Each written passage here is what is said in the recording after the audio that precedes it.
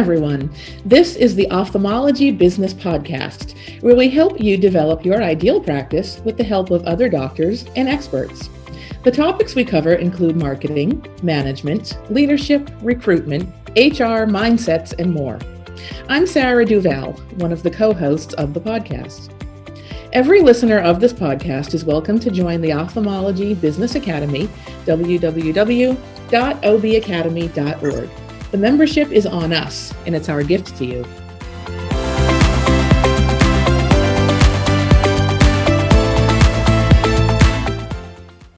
Today, I'm excited to talk to Kathy Otto, Director of Marketing for Fitchte, Endl Elmer Eyecare, about hosting a cataract surgery lunch and learn and fill every seat in the house. Let's jump in.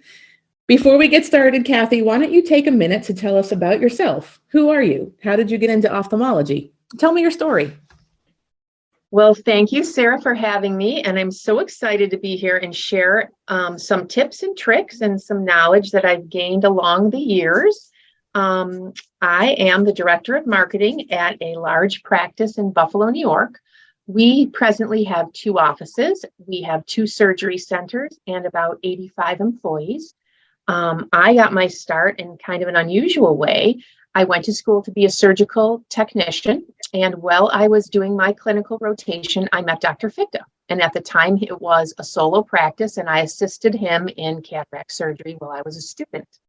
And I really liked him, and I loved the OR, and I thought to myself, gee, it might be nice to work for him rather than work for the hospital. And I posed that question to him, and he said, absolutely, we do hire private scrubs. When you get out of college, send me your resume. So I did, and about a week later, I got hired, and that was back in 1997. So here we are, flash forward 25 years, and the funny thing is, I always thought it would be a really nice stepping stone.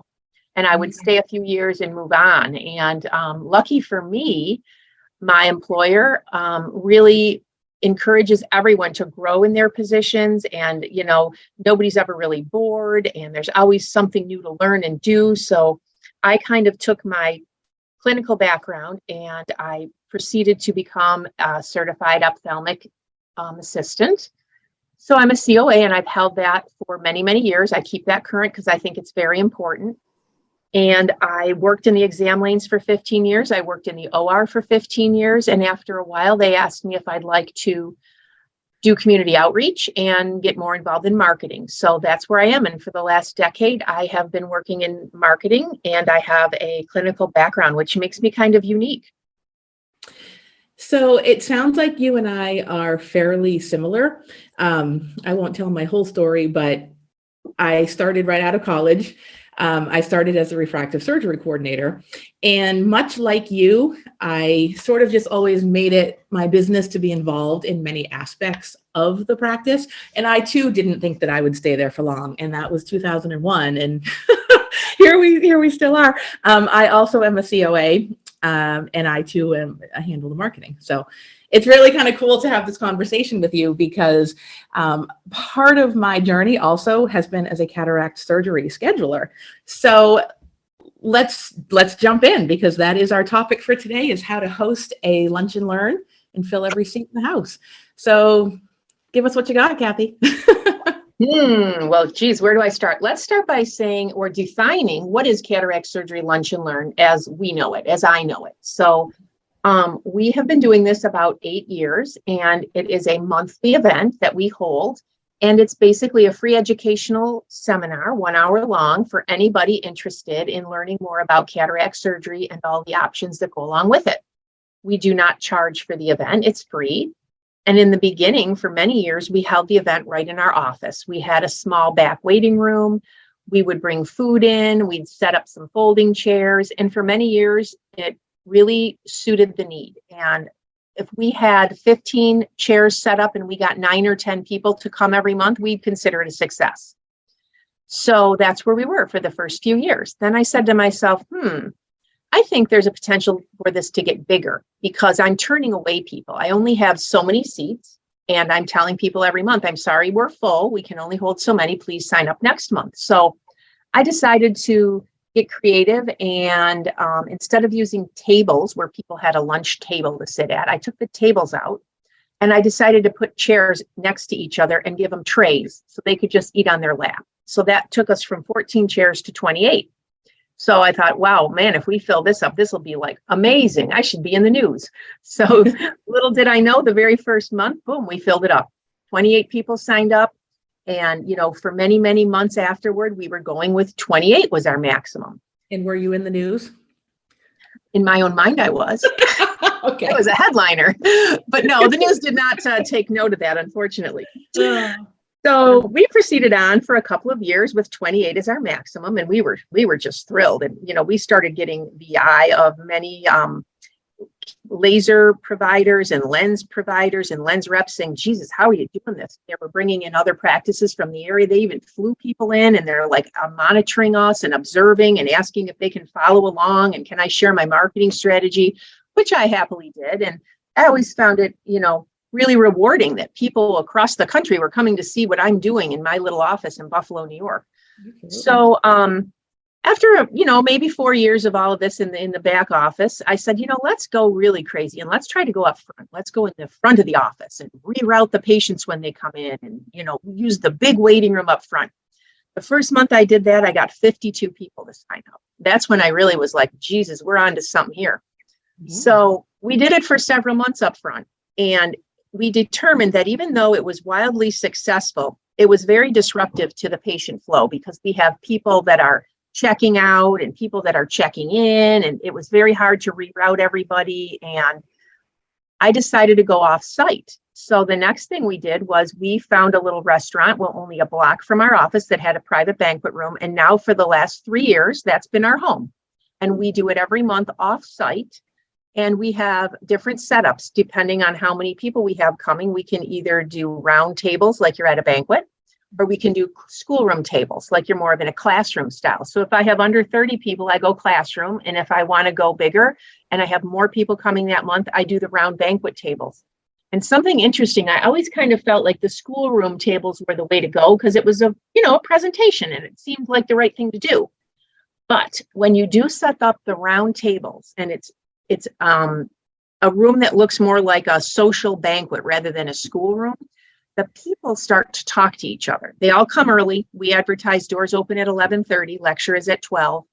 And they come at 11:30 because older people are very punctual. They're very organized. They write down things in their paper calendars and they want to be first. And we love that. So they come early and they like to chit chat and have a coffee and sit with some strangers who are, having the same fears and the same questions as maybe they are about the upcoming or the pending procedure in their lives. So I actually now prefer the round tables because I think it's a more social setting and the people that attend have a better experience than if they were more in a classroom setting. So that's kind of the progression of how we've gone over the years with the attendance and the size of the event. That's really impressive. So who is actually doing the presentation? Is it one of the cataract surgeons? Is it you, or is it technicians? Tell us about that. It is very important, in my opinion, that the doctor, one of the surgeons, does the lecture. You can advertise that you're going to do a free seminar all day long, but to get 1 hour of free FaceTime with a doctor speaks volumes about his availability and the ability for him and the desire to share his knowledge. And people very, very much respect that. I'm the director of marketing. We have COMTs, COTs, we have optometrists in our practice. There are so many people that could do the job of doing the lecture, but we don't let them. That is the job of the doctor. And I think it's very important if you have a doctor in your practice who is articulate, who can come across well, who wants to be in the public eye and educate, that you put them in that role. If you unfortunately don't have somebody that fits that criteria, then by all means, use an optometrist who's not doing the surgery but can talk intelligently as a doctor.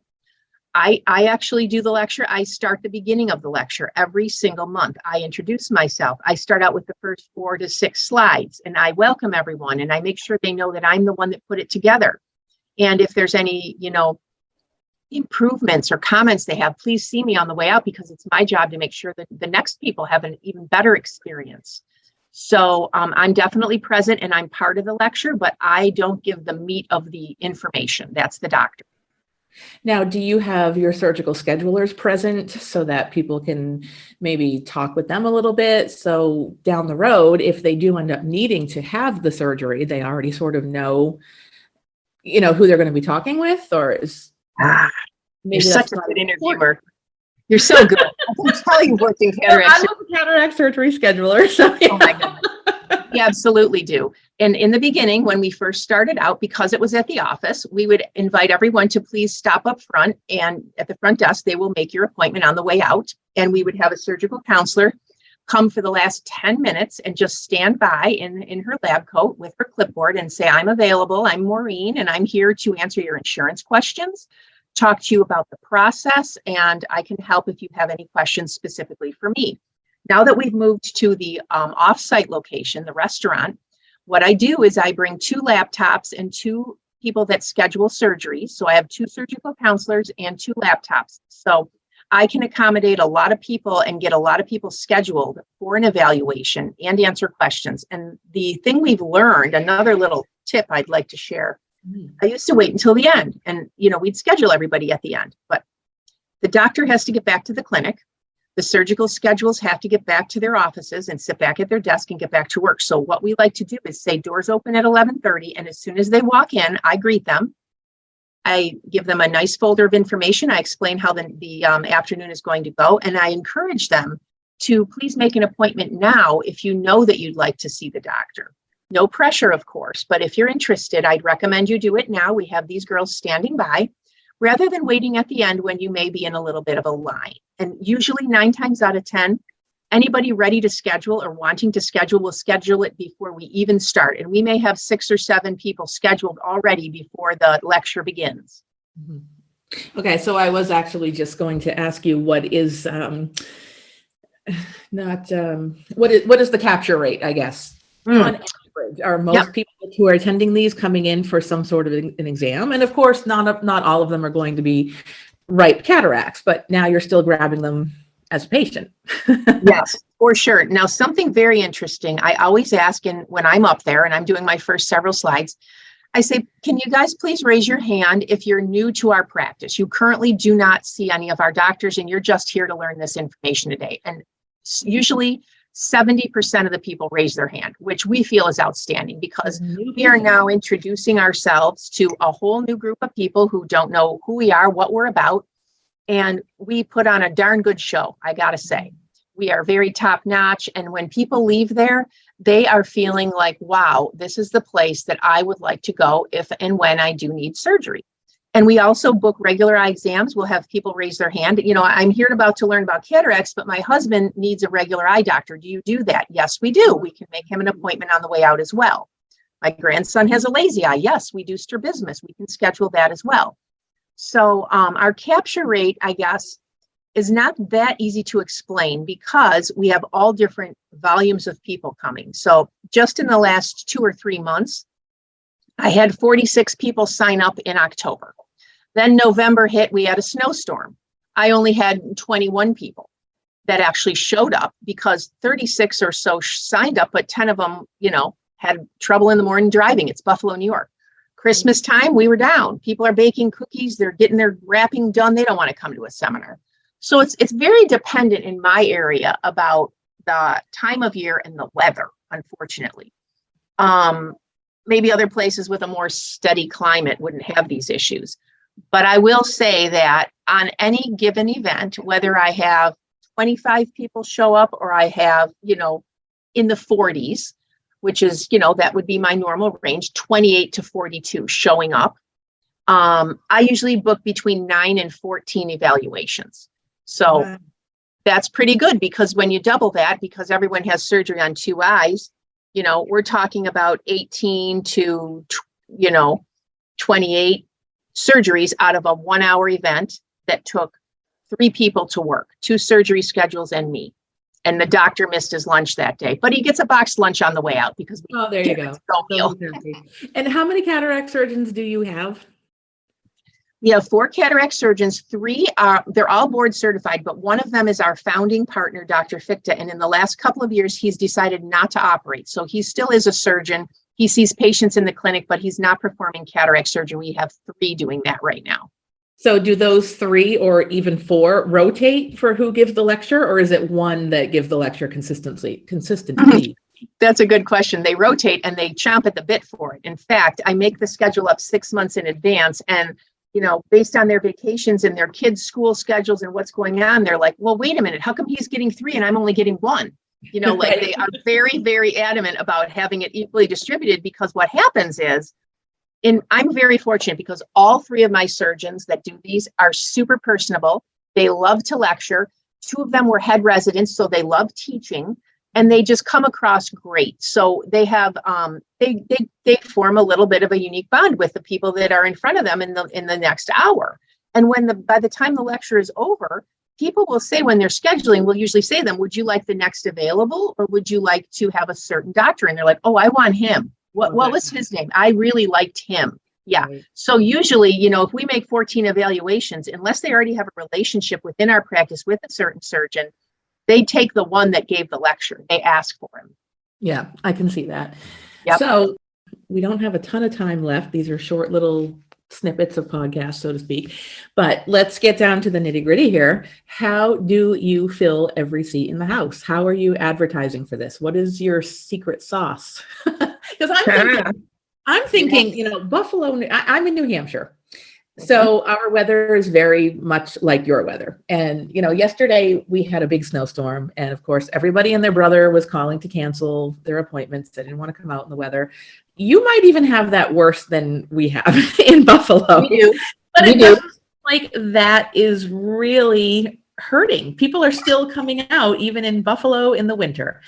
For sure. Yes, they are. And even more so in the summer, because we have a lot of people that, leave and they go to Florida in the cold months. So cataract surgery is actually more busy for us from the spring until the fall, because all those people are back. Right. So because waiting until like November or December, and they're saying, I'm going to Florida in January and I need to get my eyes done. And it's like, well, that doesn't really work that way. We're booked. But right. Yes, exactly. Let's talk about the advertising. And of course, this is kind of like the secret sauce, as you say. I would say this: when you start out doing these, don't be alarmed if you don't get a big attendance, because it takes a while for the area you live in to get accustomed to hearing about these things, understanding what they are. And I know a lot of people don't have a big marketing or advertising budget. They might work with a doctor who doesn't believe in advertising or doesn't set aside a pot of money for that. So I first want to address some simple ways that you can advertise that are cheap or free. So, and I utilize all of these means. So I have in my office closed circuit TVs, and along the bottom, I can do a ticker of information. So I have the weather on the left, and I have the local conditions, and then I have a TV show in the middle, and then along the bottom, I can say whatever I want, and I also can put slides. So I have a slide on the TV, and that's free, and there's 3 TVs. There's one in every waiting room. So you can advertise to your captive audience. They're sitting there, they're bored, they're flipping through their magazine, and they're looking at this TV. So you can tell them that way. That's free. You can also tell them, have your optometrist talk it up, and your MDs. When you're examining a patient and you have a slight trace of a cataract, say, listen, I see something here. It's not ready yet, but I'd like you to start thinking about cataract surgery. And we have a great informative free presentation we offer every month. We give out a beautiful folder.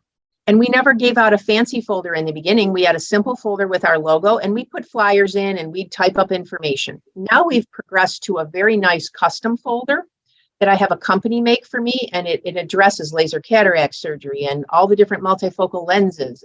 So we have those folders in the optometrist's office and the MD's offices. So when they're examining someone and they talk about it, they can just pass them the folder and say, here you go, take this, start looking through it, and then please visit our website. That's where you can sign up.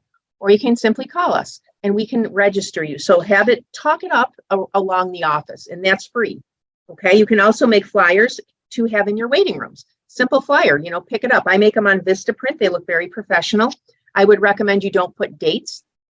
You don't put locations or times if you think that might be fluctuating. Just simply state that we do this on a regular basis. Visit our website or call us if you'd like to learn more or sign up. Okay.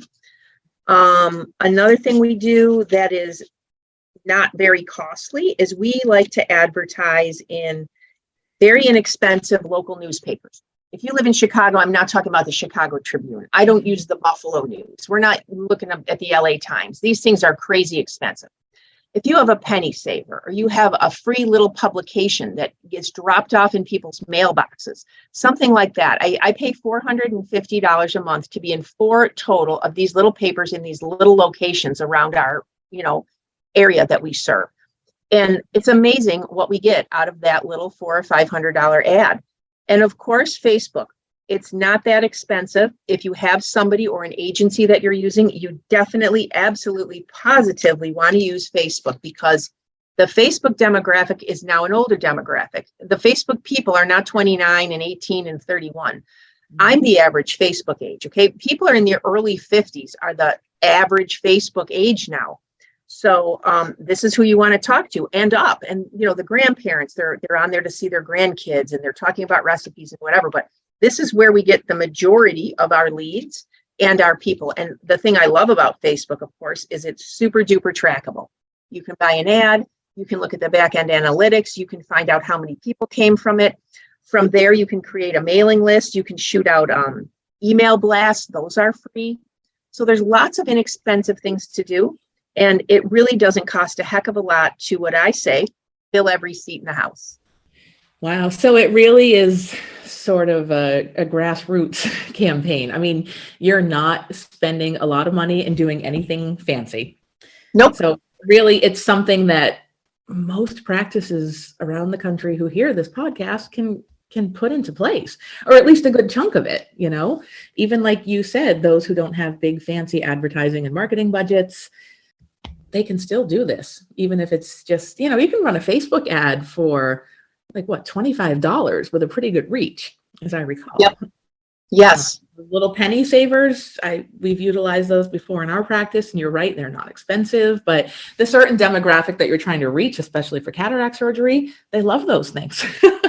They do. You're right. And you have to talk to that group in a way they would like to be spoken to. You're not going to send them a bunch of text notifications. You want to phone them to remind them to come. Just think of how people in that age range act and feel, and you want to target that. This has been a great episode, Kathy. I think, I know I've learned some stuff from it. I know that there's probably going to be a lot of people who are going to hear this and maybe want to reach out. Are you open to reaching out to people and answering any questions? And if so, I am. I would, yes, for sure. I would encourage people to connect with me on LinkedIn. I have a couple of podcasts there. I've spoken at ASCRS in the past on this very topic. And I think my lecture might even be linked there. You could find more information about it.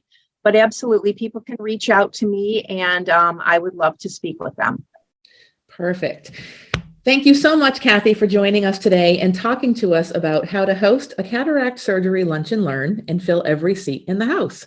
We appreciate it so very much. I also want to take a moment to thank our listeners. We appreciate each and every one of you.